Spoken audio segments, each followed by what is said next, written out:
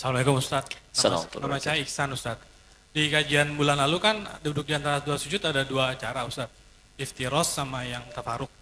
Yang kedua belum dikasih tahu Ustaz caranya tafaruknya seperti apa. Baik. Duduk di antara dua sujud, saya mengatakan di pertemuan lalu, duduk dalam sholat itu ada dua jenis. Ya, duduk dalam sholat ada dua jenis. Satu disebut iftirash, kedua disebut tawarruk. Iftirash membentangkan bagian kaki kirinya untuk kemudian diduduki itu dan melipat bagian kanannya. Karena itu disebut iftirash dari kata firash, sesuatu yang terbentang. Kasur disebut firash karena dibentangkan kita tiduri itu. Duduk disebut iftirash karena kaki bagian kiri dibentangkan untuk kita duduki itu. Kemudian yang kanan dilipat. Contoh paling mudahnya, kita kemudian duduk seperti ini, kemudian yang kiri dibentangkan begini, kemudian duduki, yang kanan kemudian dilipat seperti ini. Jadi kalau kita menghadap ke sini, nah ini iftirash ya. Jadi seperti ini. Yang kirinya dilipat, kita duduki, yang kanannya ditekuk. Gini ya. Jelas ya? Kemudian yang kedua tawarruk, agak lebih santai. Ya, memasukkan kemudian bagian kirinya ke sela-sela betis bagian kanannya ke sini. Kemudian duduk ke tempat alas lantainya di sini. Tawarruk, sehingga tawarruk terasa lebih santai. Ya, seperti ini. Jadi ini yang dilipat kemudian ke kiri, yang kanannya ini kemudian ditekuk bagian jari-jarinya. Jadi kalau saya buka, mohon maaf sekali sebesar-besarnya. Bismillah. Ini saya buka, jadi jemarinya seperti ini, dilipat ya. Ya, ini yang dilipat, ini tidak pakai ya, lipat. Nah, ini yang kiri dimasukkan, dilipat, diduduk seperti ini. Dia agak lebih santai. Nah, ini ada sejarah. Dia ada kisah kapan Nabi kemudian tawarruk, karena di awal-awal masa, saya mohon izin kenakan kaos kaki dulu, ya, sehingga nanti ada orang potong video, itu Ustaz aneh katanya kan, yang kanan pakai kaos kaki, yang kiri tidak. Ini sekarang masanya agak repot nih. Oke, jadi ada nanti kisahnya. Jadi kenapa Nabi asalnya iftirash terus, iftirash bahkan di tahiyat. Makanya nanti di beberapa mazhab termasuk Maliki, nanti saat tahiyat, baik tahiyat pertama ataupun yang terakhir, semua duduknya iftirash, kayak yang tegak. Tapi nanti di akhir-akhir masa beliau hidup, itu kemudian beliau tawarruk pada bagian keduanya. Ya, makanya ada perdebatan yang sangat menarik di dalam fikih Maliki dengan Syafi'i. Ya, ketika kemudian Imam Malik ditanya, kenapa anda kemudian tawarruk, tidak tawarruk tapi iftirash dua-duanya? Kata Imam Malik, karena saya mengikuti Nabi. Di awal masa sholat itu, beliau kemudian duduknya iftirash semua. Nah, tawarruk itu ketika beliau sudah mulai lemah di akhir. Makanya yang terakhir cenderung lebih santai. Ya kan? Karena keadaannya sudah mulai agak lemah. Maka di akhir cenderung santai, karena tahiyat terakhir lebih lama daripada tahiyat yang pertama. Tapi jawaban Imam Syafi'i pun sangat bagus. Kata Imam Syafi'i, kita kan diperintahkan mengikuti Nabi. Ya kan? Jadi kalau Nabi tawarruk, kita ikut tawarruk. Nabi iftirash, kita ikut iftirash. Kalaulah logikanya, Nabi kemudian sudah lebih sepuh sehingga kemudian lebih nyaman tawarruk, kenapa dua-duanya tidak tawarruk? Tapi satu iftirash, satu tawarruk. Karena itu Imam Asy-Syafi'i lebih memilih untuk yang satu iftirash tahiyat pertama, yang kedua kemudian tawarruk. Imam Malik mempertahankan iftirashnya. Dua-duanya benar. Yang salah yang sambil baringan gitu ya. Baik. Jadi jangan berdebat pada dalil yang memudahkan. Adapun duduk di antara dua sujud, ya, maka duduknya iftirash, bukan tawarruk. Iftirash. Jadi ingat, hanya ada dua duduk dalam salat. Iftirash dan tawarruk. Iftirash dan tawarruk keduanya bisa dipakai dalam tahiyat, tapi di antara dua sujud hanya iftirash saja, bukan tawarruk. Kecuali pada kondisi kaki yang bermasalah sehingga tidak bisa iftirash. Maka silahkan, jangankan tawarruk, kaki maju ke depan pun satu itu boleh. Ya, jadi jangan marah ya. Teman-teman di Mekah misalnya kan, ada sholat tiba-tiba orang Arab kakinya begini satu saat tawarruk. Ya kan? Nah, ini tandanya sedang ada masalah di kakinya. Gak sopan nih sama Allah. Bukan begitu. Dia sedang ada masalah. Ya. Jadi silahkan, mau begini silahkan, mau gini silahkan, kalau sedang memang ada kesulitan. Ya, kaidah fikihnya apa? Ad-daruratu tubihul mahdzurat. Dalam kondisi yang darurat, maka yang terlarang menjadi dibolehkan untuk sementara. Ingat ya? Larangan yang dibolehkan itu sifatnya bukan permanen, tapi sementara. Ingat, contoh, ini sering saya sampaikan. Anda pergi ke hutan, kemudian di hutan sulit menemukan makanan halal, yang ada cuma babi. Kalau tak makan itu, maka bisa melemahkan fisik, bisa wafat. Maka dalam kondisi itu boleh makan daging babi. Ya, dapatkan, sembelih, ambil, masak, makan. Tapi tidak untuk dinikmati. hanya untuk menutup lapar. Enak juga ya? Tidak. Ya. Jadi hilangkan lapar sambil mencari yang halal. Begitu yang halal ditemukan, maka ini haram kembali mutlak. Jelas ya? Oke. Ada yang lain? Bismillah. Baik, bismillahirrahmanirrahim. Ya, ini ada yang sepertinya mengirimkan secari kertas. Kalau lihat dari tulisannya karena jelek nih pasti laki-laki nih. Ya. Assalamualaikum warahmatullahi wabarakatuh. Waalaikumsalam warahmatullahi. Bagaimana hukumnya ketika suami saat bermasalah dengan istri sudah talak 1 langsung talak 3. Lalu suami dan istri menyesal dan ingin rujuk. Baik.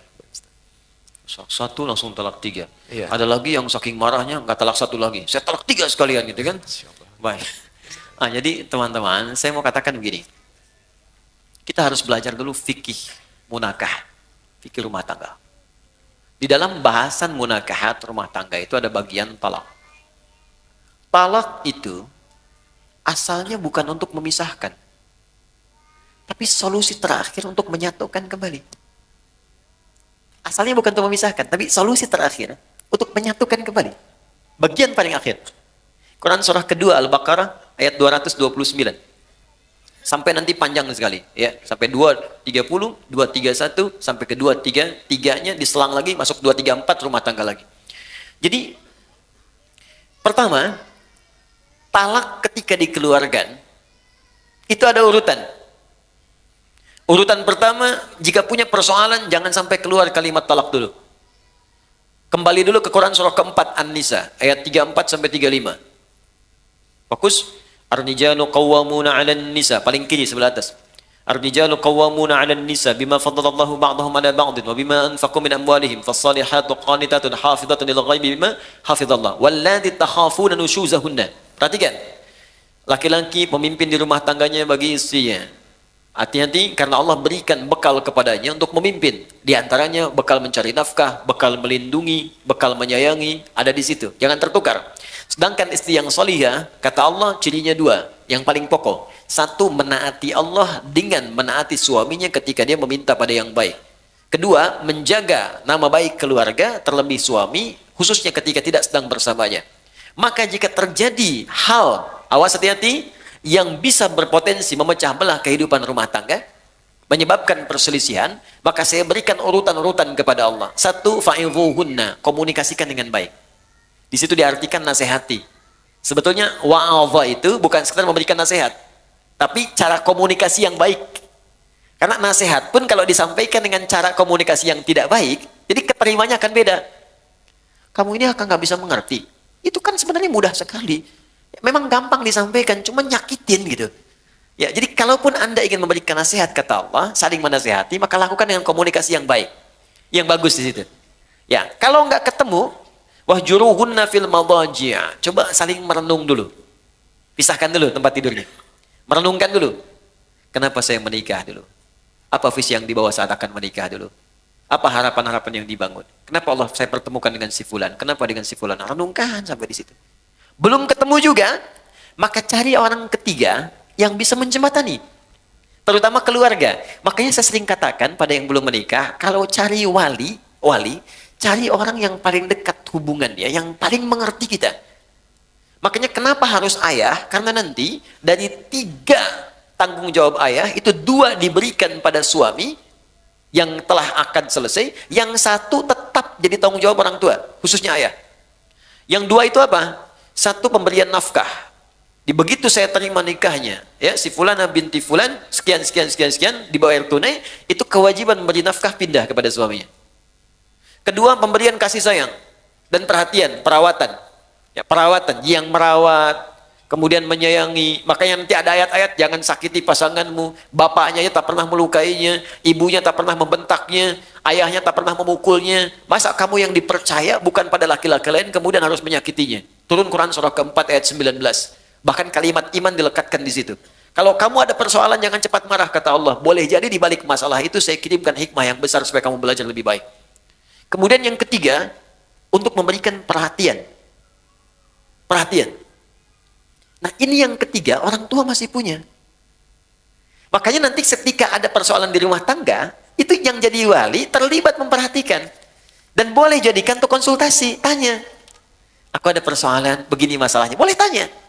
Ya, karena itu bahasa Qur'annya. Perhatikan. Fa in khiftum shiqaqa bainihima fab'athu hakaman min ahli wa hakaman min ahliya.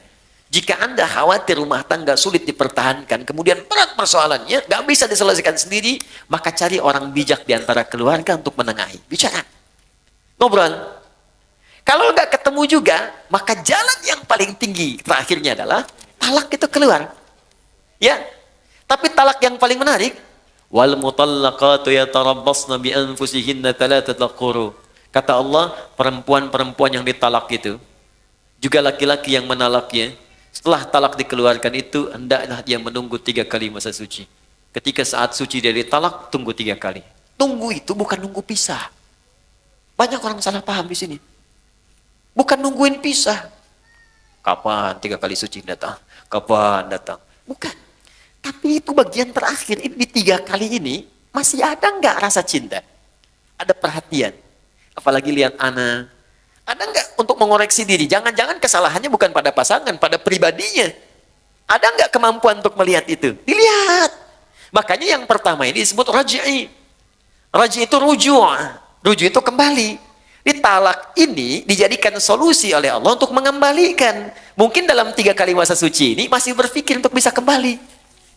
Ini jangan diputuskan selesai, bukan begitu. Makanya 3 kali nih. 1 kali suci, tunggu. 2 kali suci, merenung lagi. Mungkin mau tapi ada syarat. Istri menuliskan syaratnya kepada suami. Kalau mau kembali, begini, begini, begini. Suami juga begini, begini. Dudukan, ngobrol dengan keluarga. Kalau ketemu, kadang-kadang di pertengahan, ada yang sudah kangen lagi. Ada yang ingat lagi. Tiba-tiba malamnya sama-sama lagi. Padahal belum 3 kali suci. Sekali suci udah bareng-bareng lagi. Maka itu nggak perlu akad lagi. Sudah otomatis nyambung lagi. Jadi sekali, 2 kali. Kalau 3 kali kemudian tidak keluar itu, ya tidak keluar iswahnya, tidak ada nyambungnya, maka jatuhlah talak 1 di situ. Jelas. Kemudian pengen dikoreksi, pengen balik lagi. Ya, kemudian nyatu lagi, akad kembali, menyatu di situ. Kalau tidak diakadkan kembali, maka si perempuan berhak menikah dengan orang lain. Jelas ya? Nah, kalau kemudian menyatu lagi, ada masalah lagi, talak yang kedua baru jatuh. Jadi nggak ujuk-ujuk 3. 1 selesai, nyambung lagi. Talak lagi, masuk yang kedua. Itu pun masih ada koreksi, sampai 3 kali lagi. Panjang sekali. Nah, kalau kemudian pada yang kedua ini sadar, nyambung lagi. Ternyata ada masalah lagi, sampai yang ketiga puncaknya. 3 kali masalah sudah melewati 6 kali suci. Masa nggak selesai-selesai? Maka Allah kasih pelajaran. Kalau keluar yang ketiga ini, pada yang kedua nih. Pada yang kedua, kalau kamu sampai keluar talak yang ketiga lagi, kamu nggak bisa langsung nyatu kembali, kecuali dua-duanya harus menikah dulu dengan yang lain dulu sebelum menyambung kembali. Supaya tidak terjadi talak lagi yang ketiga. Tapi kalau memang nggak bisa disatukan, dan memang ada hikmah, mungkin sampai di sini rumah tangganya. Mungkin sampai di sini kelengkapannya. Sudah.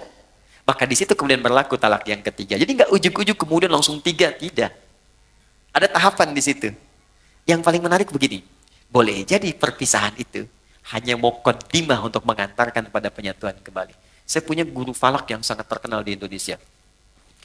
Namanya Kiai Haji Yujan Esa. Yujan Esa. Alhamdulillah. Esa itu singkatan, Endang Syarif. Kiai Haji Yujan, orang Garut ini. Wah, ini Masya Allah, lebih cepat dari kalkulator. Jadi kalau udah ditanyakan, udah sekian. Arah kiblat sini. Kita hitung betul. Google kalah lah pokoknya, Kompas telat.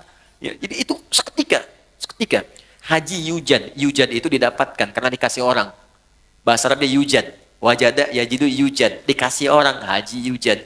Haji saya dikasih sama Allah lewat orang itu. Maka disebutkan Haji Yujan. Hajinya dikasih orang. Saya nggak perlu bangga dengan semua itu karena ini pemberian Allah. Esa Endang Syarif. Maka dikenal dengan Kiai Haji Yujan Esa. Baik. Silahkan kalau mau singkat. Nah, kemudian menikah. Sempat pisah. Tahu Anda apa yang terjadi? Sampai kemudian beliau menikah lagi. Istrinya yang pisah ini menikah lagi. Di akhir masa hidupnya, dalam keadaan sepuh, istri yang ini meninggal. Suami yang itu meninggal. Dan menyatu kembali yang tadi. Di masa tuanya. Menyatu kembali. Jadi kita tidak tahu rahasia apa yang Allah tetapkan di kemudian hari. Yang bisa kita jalani adalah apa yang terjadi di rumah tangga, ikuti ketentuan yang ditetapkan oleh Allah. Itu pasti solusi. Kalau punya masalah, duduk bicara, komunikasi yang enak. Terus perannya dilihat, Anda laki-laki, ini perempuan. Kalau perempuan kata Allah, datang kepada laki-laki. Laki-laki itu pemimpin. Masih ingat kata-kata saya? Ciri khas pemimpin itu apa? Ya, ciri khas pemimpin tidak mau dipimpin. Dia hanya menerima masukan, tidak menerima saran. Ya, jadi kalau masuk kepada pemimpin, masuknya harus dengan cara yang tidak langsung. Biasanya kalau tidak tanpa mukadimah, papa sih begini-begini, balik lagi tuh. Tapi kalau kita masuk dengan cara yang lembut, Ma, saya mohon maaf kalau selama ini banyak salah, emang. Ya, nggak apa-apa, terima aja dulu. Nggak apa-apa. Iya, tapi mungkin Allah kirimkan papa untuk menyempurnakan apa yang kurang pada diri saya. Capek. Nggak apa-apa. Ya, memang hidup kita harus capek, Pak. Ya, tidak ada yang tidak capek. Kalau tidak capek mungkin kita sudah kembali kepada Allah. Saya bukan apa-apa, saya hanya takut ketika Allah tanya di kemudian hari, kenapa engkau tidak jaga pasanganmu dengan baik? Silakan Pak, kalau ada yang salah bisa dikoreksi. Saya siap, saya hanya khawatir sebelum pulang kepada Allah membawa beban yang tidak bisa saya selesaikan di dunia. Hari pertama diam, tapi malam dia akan berpikir. Tengah malam mungkin menangis. Besok-besok tiba-tiba datang kepada Anda. Ternyata saya yang punya salah mah. Tuh kan, bener kan saya bilang kemarin. Tapi itu bisa terjadi. Ya, sholat, dalam sujud minta, ya Allah sentuh hatinya ya Allah, berikan kebaikan pada jiwanya ya Allah berikan kemuliaan, engkau pasangkan dia kepadaku bukan pada yang lain ya Allah, maka mohon ya Allah ringankan hisabku di hari kiamat. Itu lebih mudah. Jelas ya? Dan itu insya Allah akan indah. Bu, ada satu ya teman-teman akhwat. Ini kisah nyata di masa lalu. Ini mungkin awet untuk rumah tangga. Jadi setiap suaminya mau tugas di masa lalu, dia selalu berdandan rapi. Rapi dandan. Terus diantar sampai ke depan pintunya. Sampai dilihat bayangannya hilang. Ya, dia cium tangannya, suami cium kemudian keningnya, dia berangkat. Sampai katakan, dan selalu dibisikkan di telinganya. Pak, sayang, kami mendoakanmu, insya Allah sukses pekerjaan. Tolong jangan cari yang haram. Karena kami satu detik pun tidak akan kuat di neraka. Kami sanggup menahan lapar seharian, tapi tak akan sanggup bisa berada di neraka walau sedetik. Dibisikkan di telinganya, jalan. Setiap pulang, dandan lagi yang rapi.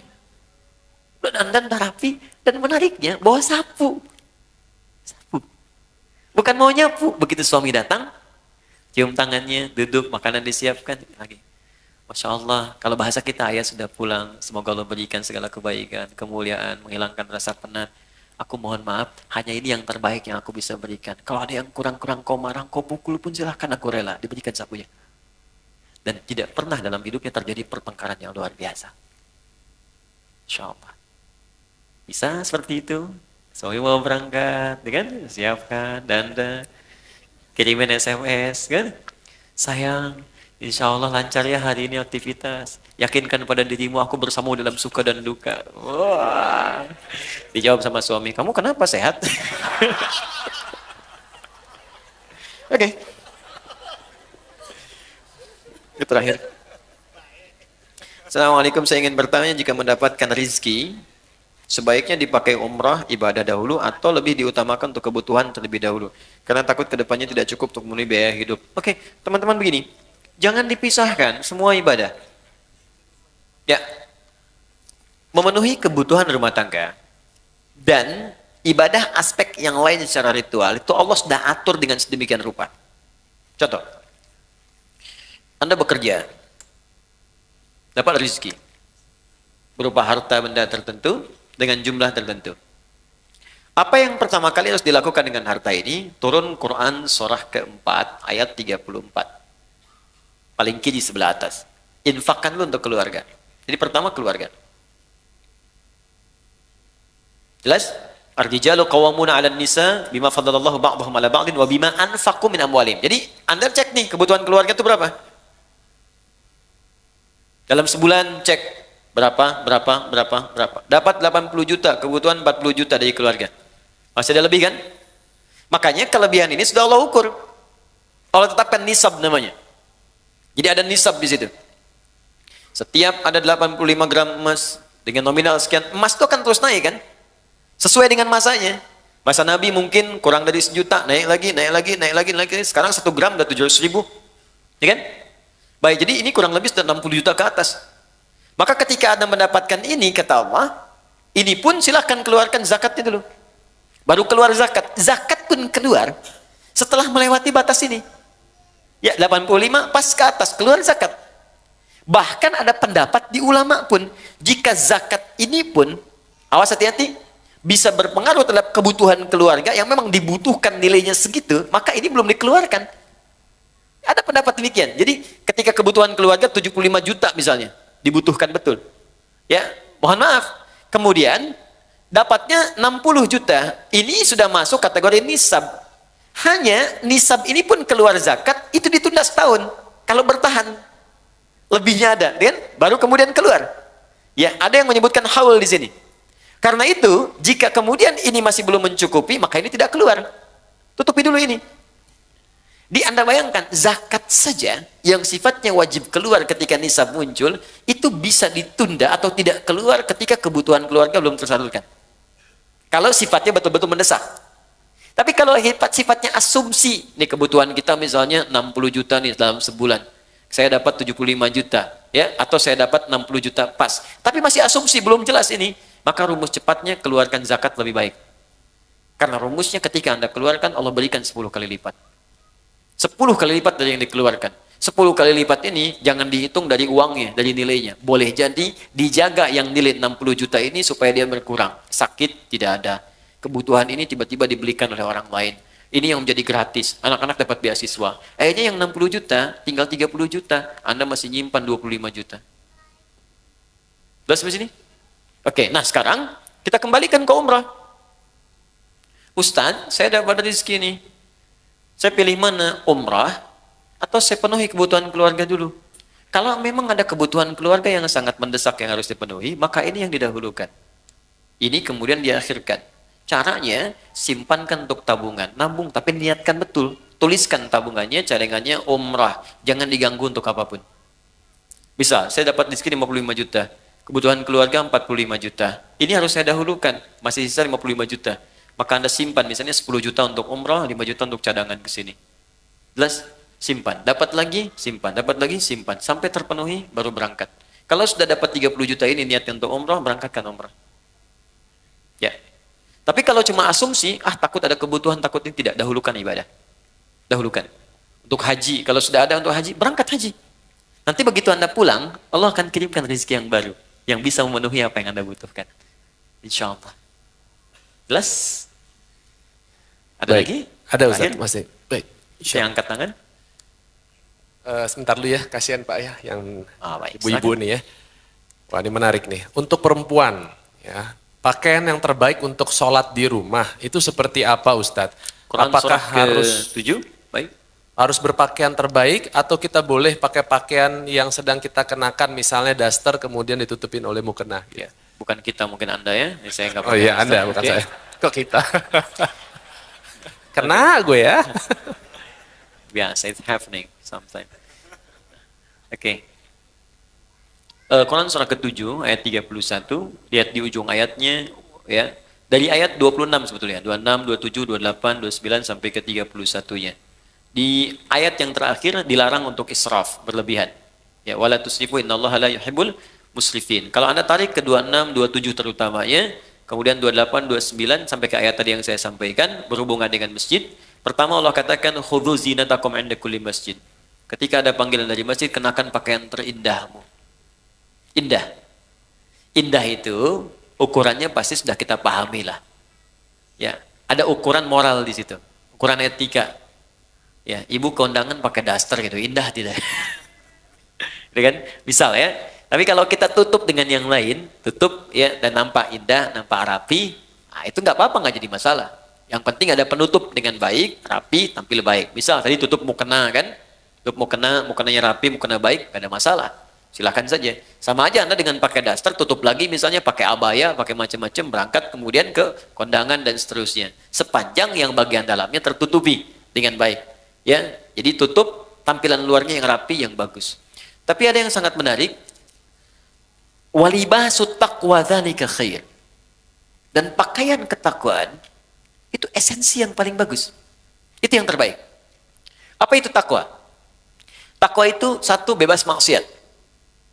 Ya, bebas maksiat. Sehingga diartikan meninggalkan semua yang dilarang. Jangan sampai Anda sholat membawa pakaian haram. Hasil menipu, hasil korupsi, hasil riba. Makanya ada hadis yang sangat panjang di hadis Muslim. Ketika seorang memohon kepada Allah dan terdengar oleh Nabi. Ya. Thumma dzakara rajula yutilus safara asy'atha aghbara. Kemudian Nabi mengisahkan seorang lelaki yang menempuh perjalanan panjang. Doa orang yang sedang safar cepat dikabulkan. Yamudu yadayhi ila sama, mengangkat tangannya ke langit. Fayaqulu, maka dia berkata, Allahumma ya Rabb ya Rabb. Jadi 3 yang dia kerjakan. 1 safar, 2 mengangkat tangan, yang ketiga memulai dengan al-asmaul husna. Setiap satu itu cepat mengabulkan doa. Di orang safar 2 kali cepat dikabulkan. Orang mengangkat tangan cepat dikabulkan. Menyebut al-asmaul husna cepat dikabulkan. Jadi harusnya 6 kali orang ini lebih cepat dikabulkan dari doa orang biasa. Tapi apa kata Nabi? Anna yustajabu lidzalik. Bagaimana doanya bisa dikabulkan? Mustahil. Jadi ada orang yang ketika berdoa, Allah bukan nggak mau ngabulkan. Jadi balik lagi mental kayak gini nih. Nih, ini ada gelas kan? Bejana kan? Oke, kalau ini nggak ada sekatnya, saya mau masukkan apa aja bisa. Tapi kalau disekat begini, apa yang mau masuk? Gula nggak masuk, garam nggak masuk, spidol nggak masuk, balik mental. Bukan Allah nggak ngasih, mental. Apa yang menutupi sehingga mental jawaban dari Allah itu? Pertama kata Nabi, mat'amu haram, karena sumber makanannya haram. Mashrabu haram, karena minumannya haram. Malbasu haram, karena pakaiannya haram. Wa ghudhiya biharamin, dan perangkat hidupnya haram. Anna yustajabu lidzalik, bagaimana itu bisa dijawab doanya? Karena itu pakaian terbaik bukan persoalan masalah jenisnya. Ya, bukan pada modelnya. Tetap dia menutup aurat dengan baik, tapi pada yang pertama esensinya, apakah halal atau haramnya. Jadi indah itu bisa relatif. Indah relatif, walaupun jelek itu mutlak. Ya. Makanya ukurannya jelas itu kan. Baik, cari, tapi pertama jauhkan dari nilai hal-hal yang mengundang maksiat yang haram. Kedua, takwa itu berarti kedekatan yang sangat dengan Allah. Biasanya kalau teman-teman dekat dengan seseorang dan dapat undangan, bukankah akan mengenakan pakaian yang paling baik? Sekarang Anda ingin dekat dengan Allah, maka ketika ingin dekat dengan Allah, cari yang paling bagus, yang paling baik. Maka semakin tinggi kedekatan itu, semakin ada rasa dalam hati. Pasti Anda akan memilih yang paling bagus. Pasti itu, karena ada rasa dalam jiwa. Itu sudah otomatis. Nah, karena itu, tidak dilarang ketika Anda menutupi dengan mukena, tampil menutup aurat, tapi jika Anda mampu mengerjakan nilai takwa tadi, walibasut taqwa dzalika khair. Pakaian takwa dengan 2 model tadi, itu yang paling bagus. Kalau Anda bisa kenakan ini, maka Allah akan turunkan jawaban di Quran yang sangat indah sekali di surah At-Talaq. Ya, surah At-Talaq ayat kedua sampai ketiga. Di akhir ayat kedua, di awal ayat ketiga. Wa may yattaqillaha yaj'al lahu makhraja wa yarzuqhu min haitsu la yahtasib. Quran surah 65 akhir ayat kedua sampai awal ayat ketiga. Kata Allah, siapa yang mampu meningkatkan takwanya kepada Allah, maka aku akan ringankan persoalan hidupnya. Bukan gak punya masalah. Setiap ada masalah, Allah ringankan. Dia mengalami masalah itu, cuman ringan. Awas ya, ustadz pun bukan gak punya masalah. Banyak. Ini masalah antum semua nih, pertanyaan. Ya, tapi ya kasih ringan gitu. Dan tidak harus jadi ustadz. Dekati Allah, Allah pemilik semua solusi. Dan nanti ketika Anda mengalami persoalan itu, Allah ringankan. Bukan gak dapat masalah, diringankan sehingga ringan. Enak. Oke, saya kira itu. Ya, Allah Ta'ala Adam. Cukup? Ya, baik. Ya, Oke, yang angkat tangan tadi ya. Ini penutup banyak ya. juga. Ya, Assalamualaikum warahmatullahi wabarakatuh. Salam. Perkenalkan nama saya Bob Andinata. Saya ingin bertanya tentang khusyuk. Ini salah satu yang sulit ya. Saya pribadi kerjakan dalam sholat. Ya. Kebetulan saya profesinya dokter bedah. Jadi banyak masalah-masalah pasien yang saya pikirkan. Dan itu terbawa dalam sholat, ya. Sehingga dalam sholat sulit sekali sampai mungkin lupa rakaat gitu, Ustaz. Ya. Nah, seandainya Begitu mungkin ada kiat-kiat apa yang Ustadz bisa berikan, bagaimana saya bisa khusyuk dalam sholat. Mungkin tadi ceramah Ustadz juga bahwa kita harus memahami bacaan, memahami, tapi saya udah mencoba untuk menghafal apa segala, tapi mungkin sulit bagi saya untuk menghafal apa bacaan-bacaan Al-Quran tersebut. Yang kedua, jika saya lupa ini rakaat itu bagaimana ya sujud sahwi ya Ustaz ya, ya. Bagaimana tata caranya seandainya kita lupa tentang rakaat tersebut. Dan yang terakhir mengenai pertanyaan yang terakhir tadi mengenai pakaian yang didapat yang haram ya, itu seandainya saya mendapatkan sesuatu yang haram, apa yang harus saya kerjakan? Apakah saya harus buang pakaian tersebut? Apakah saya harus berikan apa gimana? Itu ya. Terima kasih. Waalaikumsalam warahmatullahi wabarakatuh. Baik, pertanyaan dari Dr. Bob tentang persoalan khusyuk dalam sholat. Memang khusyuk itu masalah yang luas, universal. Tidak tersekat ke dalam profesi dokter bedah saja. Tukang kredit ketika sholat bisa ingat kreditnya. Yang mau arisan bisa ingat tuh, ya, ini giliran siapa menangnya. Semua. Karena itu di hadis Nabi menyebutkan umum. Ada dua penyebab orang tidak khusyuk. Pertama, faktor setan. Ada setan khusus menggoda orang sholat. Namanya khanzab. Ada yang menyebut khinzib. Setan tuh banyak jenisnya. Nanti mungkin bagus juga kalau kita belajar fikih setan.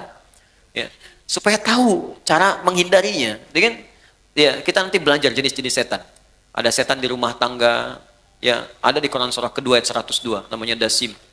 Ada setan di pasar, itu yang kalau ke mall pulang-pulang masih ingat tas belum dibeli.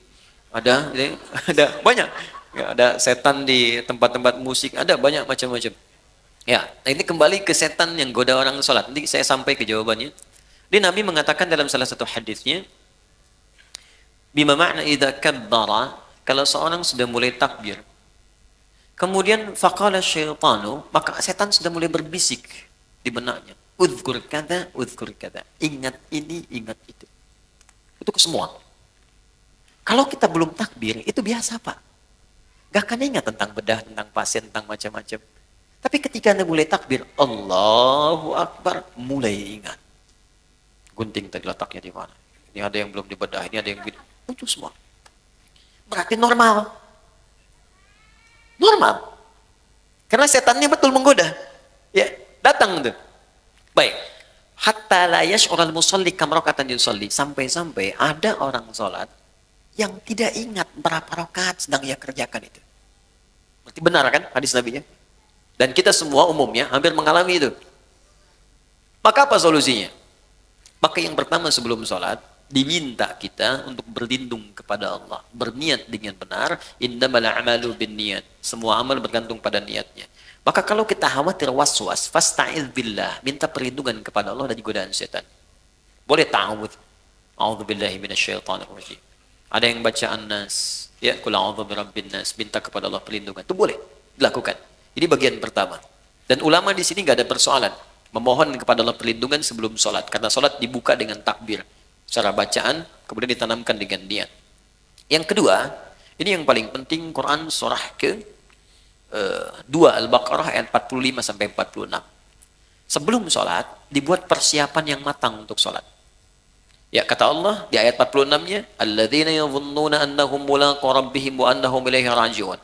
Di ayat 45, khusyuk itu enggak mudah. Wa innaha lakabiratun. Salat itu enggak mudah, illa 'alal khasyin, kecuali bagi orang khusyuk. Siapa orang khusyuk ini? Ternyata khusyuk dimulai sebelum salat. Bukan saat sedang salat. Jadi ada tahapan khusyuk dimulai sebelum salat. Apa persiapannya? Tadi, yadhunnuna annahum mulaqu rabbihim. Satu, orang khusyuk itu orang yang merasakan dalam jiwanya akan menghadap kepada Allah. Karena itu ketika akan menghadap kepada Allah, kata Allah, kenakan pakaian yang bagus. Kamu dapat undangan dari orang lain, pakaian bagus. Dapat undangan dari Sang Pencipta, kenapa pakaian biasa-biasa? Makanya pakaian itu cenderung juga mengondisikan kita untuk bisa nyaman dalam sholat. Silahkan cek, pakai kaos oblong, Ya, dengan pakai baju koko sama-sama sah menutup aurat, tapi rasanya lain kan? Ya kan? Oke. Kemudian yang paling menarik di ujungnya wa annahum ilaihi raji'un. Tenang sebentar. Kalau Anda mendengar kalimat raji'un, raji'un, raji'un, apa yang terbayang? Inna lillahi wa inna ilaihi raji'un. Nah, dalam sholat itu ketika kan sholat, kalau ingin khusyuk kata Allah, rasakan mungkin ini sholat terakhir yang Anda kerjakan dalam hidup. Mungkin wafat dalam sujud. Apa yang Anda pikirkan membedah orang kalau Anda wafat sekarang? Apa yang Anda pikirkan tentang gunting, tentang segalanya, tentang selang, tentang infus? Kalau Anda wafat sekarang, apa yang mau Anda kerjakan kata Allah? Percuma pikirkan semuanya. Maka Nabi sering katakan sebelum sholat, Sallu sholatan muwadda'. Sholatlah engkau seakan-akan sholat ini jadi perpisahan dalam hidupmu. Ya, sholat, siapkan. Rasakan, mungkin ini sholat terakhir. Makanya panggilannya kan panggilan adzan. Adzan, an-nida, panggilan. Oke, saya ganti namanya. Andi, ada namanya di sini? Tidak ada. Baik, kalau tidak ada, oh ada. Baik, kalau ada saya ganti dulu. Asep, ada? Ada. Ah, pasti nggak ada. Suneo. Nggak ada kan? Ah, pasti nggak ada. Suneo dipanggil Allah. Apa artinya? Kita dipanggil tiap hari. Adi dipanggil Allah, Bob dipanggil Allah, Hasan dipanggil Allah, Andi dipanggil Allah. Allahu Akbar, dipanggil kan? Mungkin sholat itu panggilan terakhir dalam hidup kita. Kalau kita sudah merasa itu panggilan terakhir dalam hidup, boleh jadi di situ kita akan mulai merasakan kenikmatan untuk pasrah kepada Allah. Kalau wafat dalam sujud itu. 2. 3. Ada isyarat di Quran surah ke-29 ayat ke-45. Utslu ma uhiya ilaika minal kitab. Sebelum sholat baca dulu, pahami dulu. Rasakan dulu semua makna bacaan dan gerakan dalam sholat. Wa aqimis sholah, baru tunaikan sholat dengan sempurna. Jadi ketika kita merasa akan wafat, kita merasakan baca Allahu Akbar, Allah Maha Besar, pikiran menerjemahkan. Hati merasa, ya Allah saya mengatakan kau Maha Besar, tapi dalam hidup saya selalu merasa besar dalam hidup. Pekerjaan saya katakan yang paling besar dalam hidup, dan seterusnya. Itu perasaan akan terbawa. Sehingga membantu kita bisa lebih fokus dan nyaman dalam sholat. Jelas sampai di sini? Untuk bagian yang pertama. Karena itu saya sarankan, jangan capek dulu untuk semua dikerjakan. Sepekan ini saya mau belajar takbir dulu, pahami dulu. Sepekan kemudian saya belajar untuk iftitah. Selanjutnya saya belajar Al-Fatihah sampai sempurna kita. Bahkan ada ulama yang mengatakan ingat sholat saja sudah bagian dari khusyuk. Wah ini 5 menit lagi adzan zuhur nih. Sudah ingat tuh, itu bagian dari khusyuk. Oke? Baik. Kemudian yang selanjutnya saya lompat ke bagian terakhir. Yang haram ketika hadir dalam jiwa kita atau kehidupan kita, bagaimana solusinya? Kalau dari pakaian dan sebagainya, ada sebagian yang ekstrem mengatakan buang, ada yang mengatakan bakar. Tapi kalau ada dari manfaat-manfaat bisa digunakan secara sosial, maka jumhur ulama lebih menyarankan arahkan kepada kepentingan sosial. Sosial, misal ada harta haram berupa uang misalnya kan didapatkan, kita tahu ini haram. Walaupun misalnya hukum setempat mengatakan boleh, tapi saya katakan ini haram nih secara agama. Maka Anda ingin bebaskan dari itu, maka kemana kan ini? Maka ulama jumhur mengatakan mayoritas berikan untuk kepentingan sosial, bikin jalan, bikin bangunan, bikin macam-macam, yang sifatnya tidak konsumtif, ya, bukan dimakan. Jadi jangan berikan pada anak yatim, jangan berikan pada fakir miskin, tidak. Untuk yang sosial sifatnya. Jadi kalau yang tadi misalnya mau diberikan pakaian pada dan kepentingan sosial, jual berikan untuk kepentingan sosial atau dipakai pada hal-hal yang sifatnya secara sosial bisa digunakan, silahkan, tidak ada masalah untuk di situ. Saya kira itu yang bisa saya sampaikan, teman-teman. Tinggal 3 menit ke zuhur, izin menyampaikan beberapa hal. Pertama, saya tidak bosan mengatakan ini, tingkatkan ketakwaan kita kepada Allah, jauhi maksiat, belajar dengan baik, belajar dengan guru-guru yang bisa meningkatkan iman kita, ya ilmu kita, tidak harus cukupkan kepada saya. Kalau ada yang benar dari saya, silahkan terima, amalkan, itu petunjuk dari Allah. Kalau ada yang salah, itu mutlak kesalahan saya. Anda tinggalkan, maafkan saya, dan saya tidak sungkan untuk mengoreksi. Sehingga apa yang Anda dapatkan, kita semua bisa belajar dengan baik. Kemudian yang kedua, insya Allah, Anda boleh catat tanggalnya. Tanggal 18 Rabiul Akhir 1441 Hijrah, bertepatan dengan 15 Desember. Saya ulang ya, 15 Desember, hari Ahad depan. Ya, depan 2019, tempatnya di Islamic Center di Koja, Jakarta Utara. Kita akan ada momen sangat besar. Ini hanya setahun sekali. Saya undang teman-teman dan alhamdulillah kalau Anda ada waktu, itu ada acara sehari bersama Al-Quran. Di situ akan hadir ahli Quran, kita undang se-Indonesia.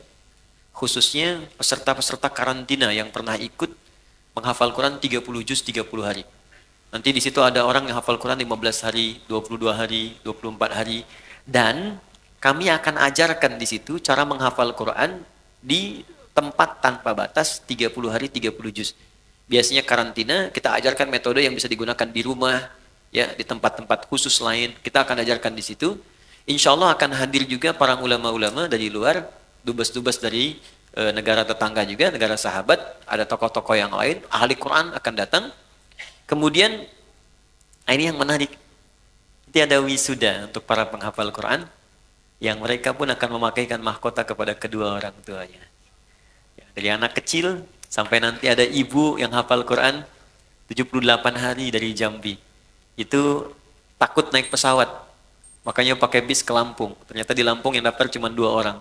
Kayaknya ke Bekasi. Dan suaminya mengatakan kalau belum hafal jangan pulang dulu.